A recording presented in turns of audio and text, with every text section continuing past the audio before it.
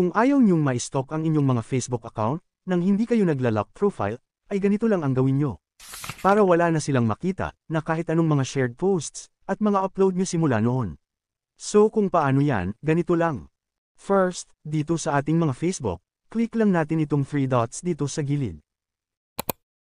Then click Activity Log. Tapos dito, click lang natin itong Public Posts. Tapos dito, click naman natin itong All dito sa taas. Para ma-select lahat ng post at mga shared post natin simula noon. Then kapag naka-highlights na silang lahat, ay click na natin itong 3 dots dito sa baba. Then click Change Audience. Then click lang natin siya ulit. Tapos dito, dalawang options yung pwede nyong gawin. Itong Friends at itong Only Me. Kung Friends ang ise-select nyo, ang tanging makaka-stalk na lang sa inyong mga profile, at makakakita sa lahat ng mga post nyo, ay mga friends nyo lang.